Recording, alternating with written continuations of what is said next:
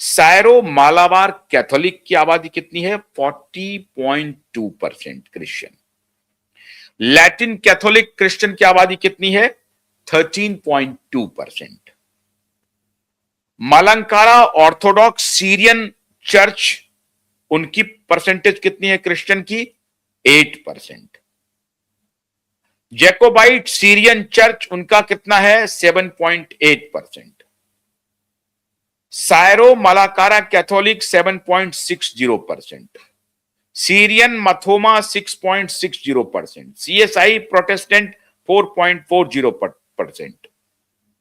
पेंटेकॉस्ट 4.3% Christian. अब ये जो डोमिनेशन है क्रिश्चियन कम्युनिटी के अंदर, उसका ये ब्रेकअप है। एक क्रिश्चियन का मतलब एक ही क्रिश्चियन नहीं है, कितने प्रकार के क्रिश्चियन हैं। लैटिन क्रिश्चियन है, सायरो मालाबार कैथोलिक क्रिश्चियन है, मलंकारा ऑर्थोडॉक्स सीरियन क्रिश्चियन है, जैकोबाइट सीरियन चर्च है वो क्रिश्चियन है, सायरो मलंकारा कैथोलिक है, सीरियन मर्थोमा कैथोलिक, सीरियन मर्थोमा क्रिश्चियन है, सीएसआई है प्रोटेस्टेंट है, और पेंटेकॉस्ट क्रिश्चियन है। इतने तरह के वेराइटी ऑफ क्रिश्चियंस हैं, लेकिन मोटे तौर पर 20% के करीब आबादी क्रिश्चियन की और 30% के करीब आबादी मुसलमान की। 50% आबादी हो चुकी है क्रिश्चियन और मुस्लिम की केरला में। श्रीमान राहुल गांधी वायनाड का रुख करते हैं। 45% उनके कॉन्स्टिट्यूंसी में मुस्लिम आबादी है। 45% सेफ कॉन्स्टिट्यूंसी वो ढूंढते हैं। एक ढूंढते नहीं हैं, ढूंढवाया जाता है, उनको बताया जाता है, उनको कहा जाता है। अभी श्रीमान राहुल गांधी केरला की यात्रा पर थे। केरला में उन्होंने पिनराई विजयन के बारे में कहा कि साहब इनके खिलाफ 36 मुकदमे हैं, केंद्र सरकार गिरफ्तार क्यों नहीं कर रही है? तो सीपीआई एम और सीपीआई दोनों ने विद्रोह कर दिया दिल्ली में, कम्युनिस्टों ने विद्रोह कर दिया और वो मुस्कुरा रहे थे। इंडी गठबंधन की जो बैठक हो रही थी इसी विधानसभा चुनाव को लेकर के, अभी जब बजट सत्र चल रहा था उसी बीच में केरला गए थे श्रीमान राहुल गांधी, और केरला में तिरुवनंतपुरम की एक जनसभा में उन्होंने कहा कि मैं हैरान हूं कि केंद्र सरकार पिनराई विजयन पर मेहरबान क्यों है, पिनराई विजयन की गिरफ्तारी क्यों नहीं हो रही है। केजरीवाल की गिरफ्तारी हो जाती है, हेमंत सोरेन की गिरफ्तारी हो जाती है, लेकिन पिनराई विजयन की गिरफ्तारी नहीं होती है। यह श्रीमान राहुल गांधी कह रहे हैं। कहां कह रहे हैं? तिरुवनंतपुरम में कह रहे हैं। और जब दिल्ली लौट के आते हैं तो कम्युनिस्ट पार्टी ऑफ इंडिया और मार्क्सिस्ट कम्युनिस्ट पार्टी दोनों विद्रोह करती है। दोनों कहती है कि इस तरह से हमारा अलायंस नहीं चल पाएगा। अलायंस उन्हें चलाना भी नहीं है। सैम पित्रोदा, सत्यनारायण गंगाराम पित्रोदा का आदेश है, और सत्यनारायण गंगाराम पित्रोदा किसी और का आदेश फॉलो कर रहे हैं। जिस भूमि को 2011 में वो मेंटोर बने, जिस भूमि को वो लैब ऑफ न्यू आइडियाज के रूप में बिल्ड करना चाहते हैं, वो लैब ऑफ न्यू आइडियाज की भूमि उनके हाथ में है ही नहीं, लेफ्टिस्टों के हाथ में है। तो कहानी 7 समंदर पार में लिखी जा रही है कि उस भूमि को सोनिया गांधी के हाथ में सुपुर्द करो, और स्क्रिप्ट लिखा जा चुका है। और इसीलिए अमेठी से लगा कि अमेठी में हारेंगे कि जीतेंगे, तो अमेठी में अपने किसी एक डिसाइपल को खड़ा कर दिया, क्लोज कॉन्फिडेंट को, और खुद चले गए कहां? बरेली में भी हिम्मत हो नहीं रही थी उनकी, लेकिन खुद चले गए वायनाड। वायनाड यूं ही नहीं गए हैं, वायनाड उन्हें भेजा गया है। और वायनाड भेजने की पूरी रणनीति, जिस दिन राहुल गांधी वायनाड गए उसी दिन से समझ लीजिए कि कांग्रेस पार्टी की नजर, कांग्रेस पार्टी की नहीं, सोनिया और राहुल की नजर केरला पर है कि केरला में हमारी सरकार बन जाए। 21 साल तक, 22 साल तक ओमान चांडी, AR एंटनी और एके एंटनी, ये सब सत्ता सुख भोगे और इनके काल में पल्लवित और पुष्पित हुई ये दो कम्युनिटी, मुस्लिम और क्रिश्चियन, दोनों अब्राहमिक अब्राहमिक तार है, अब्राहमिक तार जुड़ा हुआ है दोनों रिलीजन के साथ, और दोनों एक दूसरे के कट्टर दुश्मन हैं।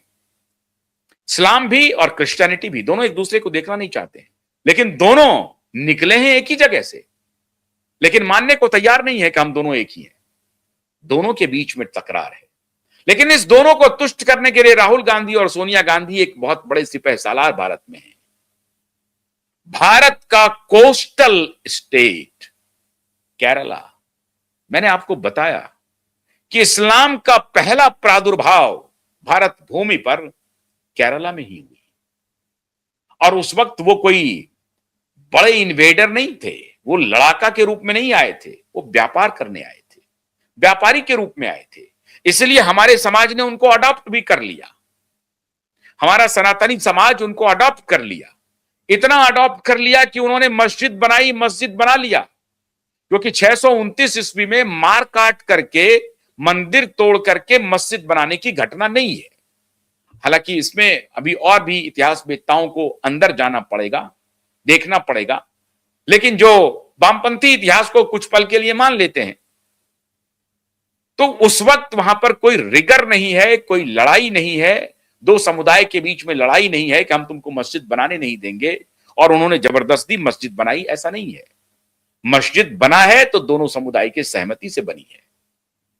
मीर कासिम तो बाद में आए 1192 में, वो लुटेरा तो बाद में आया, लेकिन उसके पहले इस्लाम आ चुका है, और इस्लाम 400-500 वर्ष पहले आ चुका है, और पहला जो पड़ाव है वो केरला में है। फिर वहां पर क्रिश्चियनिटी भी पल्लवित पुष्पित हुई कालांतर में। वो पूरा कोस्टल केरला अगर आप देखेंगे तो वो तो आप देख ही रहे हैं कि कैसे कोस्टल वो स्टेट है हमारा, वहां से व्यापार कैसे हो रहा है। वो अरब सागर में पूरा अरब और हिंद महासागर, अरब सागर दोनों मिल रहा है वहां पर, बे ऑफ बंगाल, तीनों का मिलन हो रहा है। कन्याकुमारी में आप देखेंगे तो 3 महासागर मिल रहा है, बे ऑफ बंगाल, अरब सागर, और ये तीनों महासागर वहां पर मिल रहे हैं। अब वहां से ये बिजनेस रूट है, ईरान तक जा रहे हैं हम, यूरोप तक जा रहे हैं हम, यात्रा कर रहे हैं, इंग्लैंड और यूरोप तक हम यात्रा कर रहे हैं उस सी रूट से। वो व्यापारिक रूट है हमारा।